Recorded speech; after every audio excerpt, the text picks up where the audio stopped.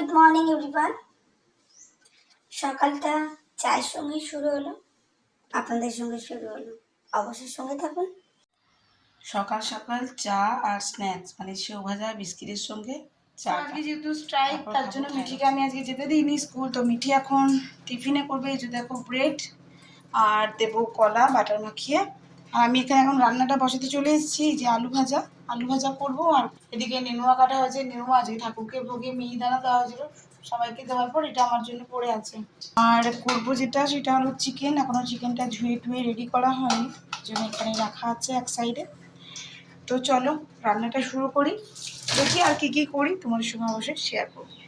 তো বন্ধুরা এখানে আলু ভাজা বসিয়ে দিয়েছি দেখতে পাচ্ছ, আর এখানে মিঠিকে দিয়ে দিয়েছি ব্রেড আর কলা, বাটার দিয়ে ব্রেড টোস্ট আর কলা। আর এখানে মিঠি বাবার জন্য করছি, ও একটু ব্রেড টোস্ট বাটার দিয়ে খেয়ে নেবে আর কলা ওকে দিয়ে দেবো। তো চলো। সো গুড মর্নিং এভরিওয়ান, আমি অসীমা ডেইলি ব্লগিং চ্যানেল আবার একটি নতুন ভিডিও দিয়ে আপনাদের সকলকে আবার একবার স্বাগত। আশা করবো আপনারা সকলে বেশ ভালো আছেন, সুস্থ আছেন, যে যেখানে আছেন আর যেখান থেকে আপনারা আমার ভিডিওটি দেখছেন। আজকে হয়ে গেল বুধবার আর 10 তারিখ, ইয়েস 10 তারিখ তাই না, 9 তারিখ, সরি আজকে 9 তারিখ। আর আজকে যেহেতু স্ট্রাইক তার জন্য তো বললাম আর কি মিঠিকে স্কুল পাঠায়নি। তো সকালে চা থেকে আজকে ব্লগটা শুরু করেছি, বাট তখন আমার ইন্ট্রোটা নেওয়া হয়নি। তো যাই হোক এখন থেকে আমি আমার ভিডিওটা শুরু করছি। আর তো চলুন আজকে ব্লগটা, কালকে যেহেতু মঙ্গলবার ছিল, কালকে আমি কিন্তু অ্যাজ ইউজুয়াল যেমন মন্দির যাই কালকে গেছিলাম, আর মন্দির থেকেই চলে গেছিলাম আমি মাসকাবাড়ি মালের বাজারটা করতে। তো কালকে ওই জন্য আপনাদের সঙ্গে ভিডিও ফুটেজটা তোলা হয়নি।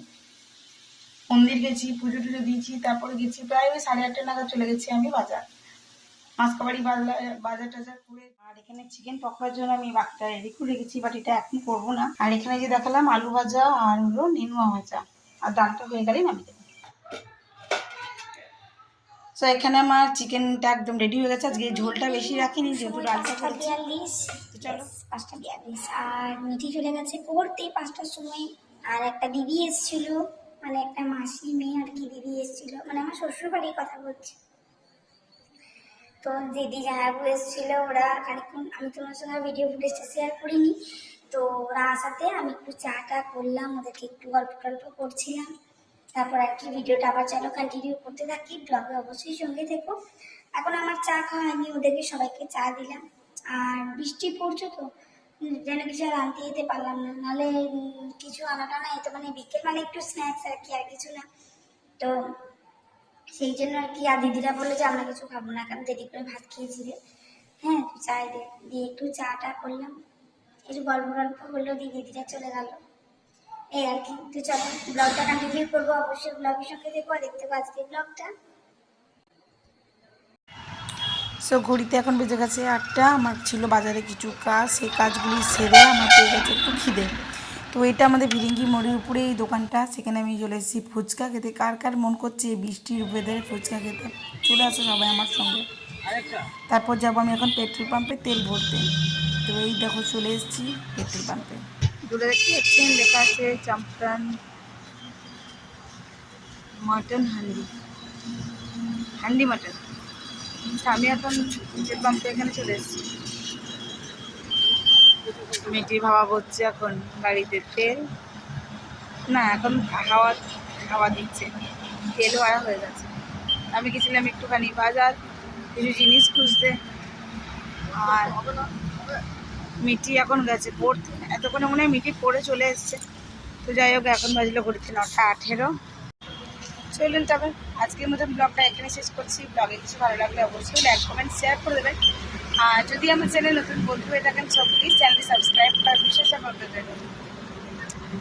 সকলে খুব ভালো থাকুন, সুস্থ থাকুন। আবার একটা নতুন ভিডিওতে নতুন ব্লগে আপনার সঙ্গে দেখা হচ্ছে। আর যদি কোনো নতুন কন্টেন্ট ক্রিয়েটার হয়ে থাকো বা নতুন চ্যানেল খুলেছো, তুমি আমায় সাপোর্ট করো, অবশ্যই আমি তোমাকে সাপোর্ট করবো। আমাকে কিন্তু কমেন্ট বক্সে একটু কমেন্ট করে দিও।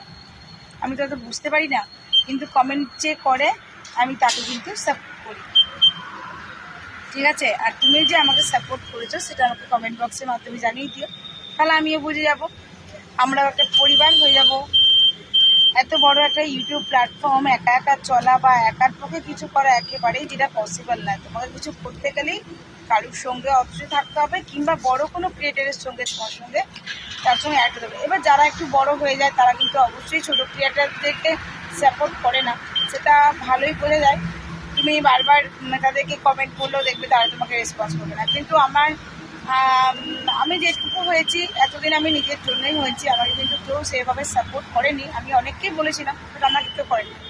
বাট তোমরা যারা এই শুরু করছো, এই জাস্ট শুরু করছো, চ্যানেল খুলেছো, তোমরা যদি আমাকে মানে লেখো তো আমি কিন্তু তোমাদেরকে সাপোর্ট করবো, ঠিক আছে? আজকের মধ্যে এইটুকু। সকালে ভালো থেকো, সুস্থ থেকো, টাটা, গুড নাইট। ওই যে চ্যাটার্জি বাবু চলে গেছে গাড়িতে। তো চলো আমি এবার রুটি নেবো, রুটি নিয়ে যাবো বাড়ি। আর রুটিটা ওইখানেই নেবো কিন্তু যেখানে মেশিন থেকে আমরা রুটি নিই।